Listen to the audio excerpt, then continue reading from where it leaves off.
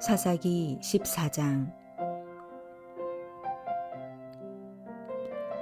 삼손이 딥나에 내려가서 거기에 블레셋 사람의 딸들 중에서 한 여자를 보고 올라와서 자기 부모에게 말하여 이르되, 내가 딥나에서 블레셋 사람의 딸들 중에서 한 여자를 보았사오니 이제 그를 맞이하여 내 아내로 삼게 하소서 하매, 그의 부모가 그에게 이르되, 내 형제들의 딸들 중에나 내 백성 중에 어찌 여자가 없어서 내가 할례 받지 아니한 블레셋 사람에게 가서 아내를 맞으려 하느냐 하니, 삼손이 그의 아버지에게 이르되, 내가 그 여자를 좋아하오니 나를 위하여 그 여자를 데려오소서 하니라. 그때 블레셋 사람이 이스라엘을 다스린 까닭에 삼손이 틈을 타서 블레셋 사람을 치려 함이었으나 그의 부모는 이 일이 여호와께로부터 나온 것인 줄을 알지 못하였더라. 삼손이 그의 부모와 함께 딥나에 내려가 딥나의 포도원에 이른즉 젊은 사자가 그를 보고 소리 지르는지라. 여호와의 영이 삼손에게 강하게 임하니 그가 손에 아무것도 없이 그 사자를 염소 새끼를 찢는 것 같이 찢었으나 그는 자기가 행한 일을 부모에게 알리지 아니하였더라. 그가 내려가서 그 여자와 말하니 그 여자가 삼손의 눈에 들었더라. 얼마 후에 삼손이 그 여자를 맞이하려고 다시 가다가 돌이켜 그 사자의 주검을 본즉 사자의 몸에 벌떼와 꿀이 있는지라. 손으로 그 꿀을 떠서 걸어가며 먹고 그의 부모에게 이르러 그들에게 그것을 들여서 먹게 하였으나 그 꿀을 사자의 몸에서 떠왔다고는 알리지 아니하였더라. 삼손의 아버지가 여자에게로 내려가매 삼손이 거기서 잔치를 베풀었으니 청년들은 이렇게 행하는 풍속이 있음이더라. 무리가 삼손을 보고 30명을 데려와서 친구를 삼아 그와 함께하게 한지라. 삼손이 그들에게 이르되, 이제 내가 너희에게 수수께끼를 내리니 잔치하는 이레 동안에 너희가 그것을 풀어 내게 말하면 내가 배옷 30벌과 겉옷 30벌을 너희에게 주리라. 그러나 그것을 능히 내게 말하지 못하면 너희가 내게 배옷 30벌과 겉옷 30벌을 줄지니라 하니, 그들이 이르되 내가 수수께끼를 내면 우리가 그것을 들으리라 하매, 삼손이 그들에게 이르되 먹는 자에게서 먹는 것이 나오고 강한 자에게서 단 것이 나왔느니라 하니라. 그들이 사흘이 되도록 수수께끼를 풀지 못하였더라. 일곱째 날에 이르러 그들이 삼손의 아내에게 이르되, 너는 내 남편을 꾀어 그 수수께끼를 우리에게 알려달라 하라. 그렇지 아니하면 너와 내 아버지의 집을 불사르리라. 너희가 우리의 소유를 빼앗고자 하여 우리를 청한 것이 아니냐, 그렇지 아니하냐 하니, 삼손의 아내가 그의 앞에서 울며 이르되, 당신이 나를 미워할 뿐이요 사랑하지 아니하는도다. 우리 민족에게 수수께끼를 말하고 그 뜻을 내게 알려주지 아니하도다 하는지라.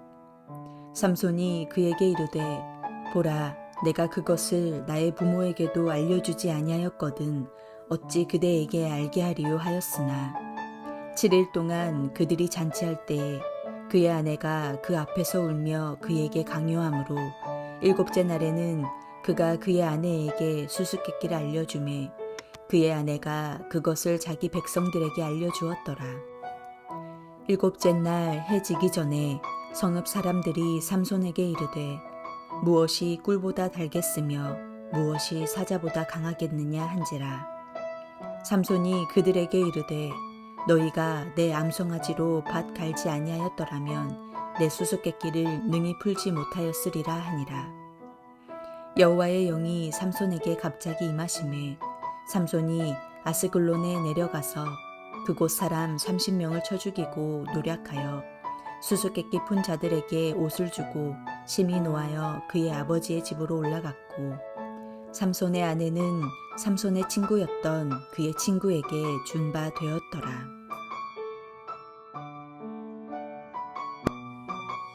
삼손은 하나님의 복을 받으며 자랐고 어느덧 결혼할 나이가 되었습니다.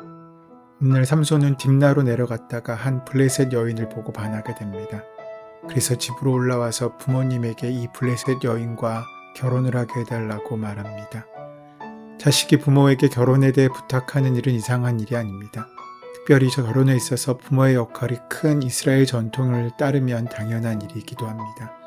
그런데 하필 삼손이 부인으로 삼으려고 했던 여인이 블레셋 여인이었습니다. 이는 단순히 이방 여인이 아닙니다. 당시 이스라엘을 압제하고 있던 사람들이 블레셋 민족이었습니다. 이 결혼에 부모의 반대는 당연해 보일 수도 있습니다. 그런데 이 모든 일이 하나님의 계획 아래 있었음을 성경은 증언하고 있습니다.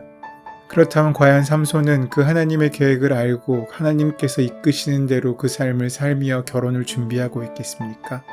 불행히도 그렇지 못한 것 같습니다. 지금의 삼손의 모습은 마치 이스라엘의 영적인 상황의 축소판과 같습니다. 삼손은 자기 소견에 옳은 대로 행하는 이스라엘 백성들의 영적 상태를 그대로 보여주는 사사입니다. 충동적으로 행하고 하나님의 말씀을 듣지 않는 것. 이것은 사사시대의 문제였고 또한 오늘 우리 시대의 문제이기도 합니다. 놀라운 사실은 그럼에도 불구하고 하나님께서는 언약에 신실하셨다는 것입니다. 하나님께서는 삼손의 죄를 사용하셔서 블레셋에 밀착된 이스라엘을 떨어뜨리기 위한 틈을 만드십니다. 신자가 세상과 밀착되어 결과적으로 세상과 같아지려고 할 때 하나님의 은혜는 어떻게 임합니까?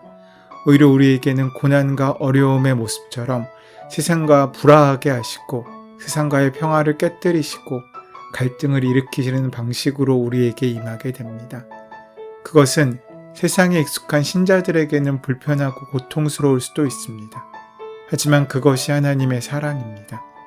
세상과 벗이 되고자 하는 것은 하나님과 원수되는 것이기 때문입니다. 우리는 사사기의 마지막 사사인 삼손의 시대를 잘 이해할 필요가 있습니다. 앞서 말씀드린 것처럼 삼손의 시대는 블레셋으로부터 가장 긴 기간 압제를 받았음에도 불구하고 그 압제에서 구원해달라는 부르짖음을 찾을 수 없던 시대였습니다. 오늘 본문에도 드러나듯이 이스라엘은 블레셋과 잘 어울리며 평화롭게 지내는 것 같습니다. 이것이 블레셋의 압제 방식이었습니다. 지금까지 이스라엘을 압제하는 민족들은 정치적으로 이스라엘을 학대하거나 경제적으로 그들을 착취하여 압제했다면 블레셋은 달랐습니다. 한마디로 유화 정책을 핀 것입니다. 블레셋은 눈에 보이는 방식이 아니라 이스라엘을 문화적으로 압제하였습니다. 즉, 블레셋의 문화와 가치관, 종교를 받아들이면 블레셋과 얼마든지 평화롭고 즐겁게 지낼 수 있었다는 것입니다. 블레셋 여인과 결혼하는 것도 별 문제가 아니었습니다. 얼마든지 그럴 수 있던 일 중에 하나였습니다. 자기 생각에 옳다면 말입니다. 이 일이 계속되면 어떻게 되겠습니까? 이스라엘에서 여호와 하나님만을 섬기는 신앙이 사라지고 결국 그들은 블레셋에 동화되어 사라지게 될 것입니다. 그런데 우리는 조금 이상한 점을 본문에서 발견할 수 있습니다. 우리는 삼손의 일대기를 잘 압니다. 그의 행동이 믿을만하지 않다는 것을 너무나 잘 압니다. 그래서 이런 의문을 품는 것입니다. 과연 그가 하나님의 계획대로 온전히 움직이고 있었는지, 또 이 모든 일이 하나님의 계획과 섭리 아래 이루어지고 있고 삼손은 온전히 순종하였는지에 대한 의문을 가질 수 있습니다. 오늘 본문 4절의 말씀은 그런 우리의 마음을 대변할 수 있습니다. 개역 성경은 이렇습니다. 그때 블레셋 사람이 이스라엘을 다스린 까닭에 삼손이 틈을 타서 블레셋 사람을 치려함이었으나 그의 부모는 이 일이 여호와께로부터 나온 줄을 알지 못하였더라. 그러니까 블레셋을 치려는 계획을 가진 이가 삼손이라고 번역한 것입니다. 그런데 오늘 본문을 원문과 조금 더 가깝게 해석한 새 번역은 어떻게 번역하고 있습니까? 그의 부모는 주님께서 블레셋 사람을 치실 계기를 삼으려고 이 일을 하시는 줄을 알지 못하였다. 그때 블레셋 사람이 이스라엘을 지배하고 있었다. 그러니까 주어가 바뀐 것입니다. 계획을 가진 이가 삼손이 아니라 하나님임을 우리는 새 번역을 통해서 알 수 있습니다. 아마도 원문에도 그라고 되어 있을 것입니다. 삼손이 계획한 일이 아니라 하나님의 계획하신 가운데 이러한 일들이 허락된 것입니다. 결혼하고자 하는 삼손의 의도는 선하지 못했지만 하나님께서는 삼손의 그 잘못된 선택을 통해서도 역사하신다는 것입니다. 삼손의 부모는 삼손의 고집을 꺾지 못했던 것 같습니다. 결혼 후에 삼손은 부모와 함께 딥나로 내려갑니다.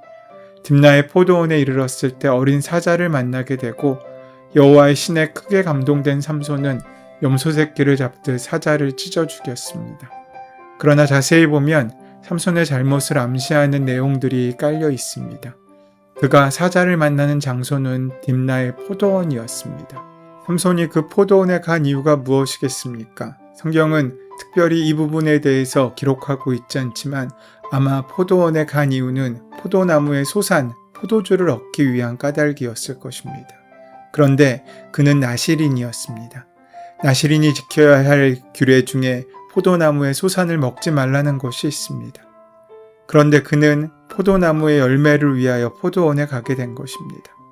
얼마 후에 삼손은 다시 블레셋 여인을 만나러 딥나로 갈 때 자신이 죽인 사자를 보게 되고 그 사자의 시체에 벌떼와 꿀이 있는 것을 봅니다.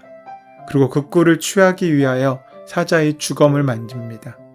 나실인인 삼손이 포도원에 이르렀다는 것부터 불안한데 그는 사자를 죽인 후에 율법대로 정결 예식을 행하지도 않고 시체를 가까이 하지 말라는 규례에도 불구하고 달콤한 꿀을 얻기 위하여 아무렇지도 않게 사자의 주검을 만집니다. 그런데 삼손은 너무나 자연스럽게 그 꿀을 먹고 심지어 부모께 가져다 드리기까지 합니다. 삼손은 하나님의 율법인 나실인 규례에 대해 하나도 생각하고 있지 않습니다. 7절 말씀을 문자적으로 번역하면 그리고 그가 내려갔다. 그리고 그가 그녀에게 말했다.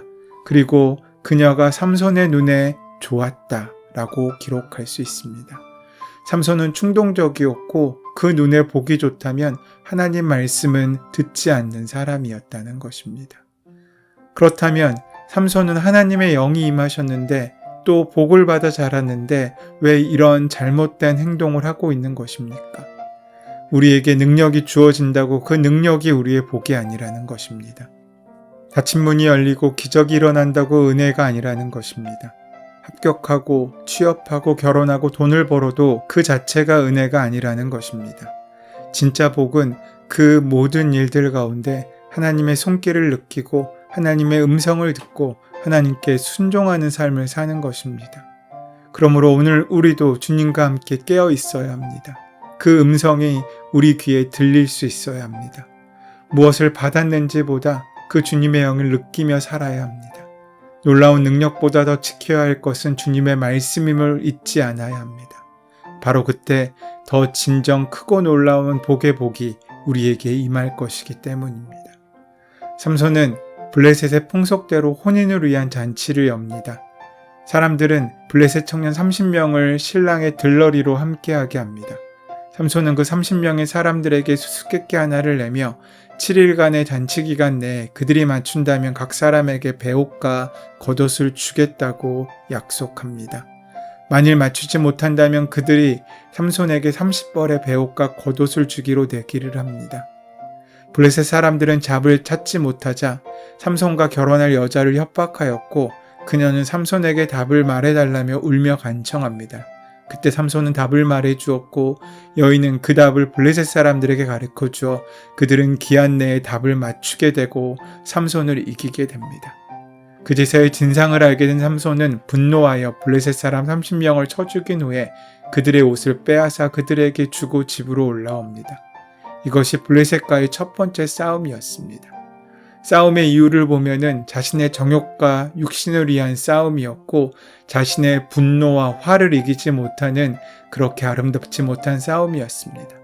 하지만 하나님께서는 이 옳지 못한 삼손의 모습도 사용하셔서 그를 블레셋 사람과 대적하게 만드셨다는 것입니다.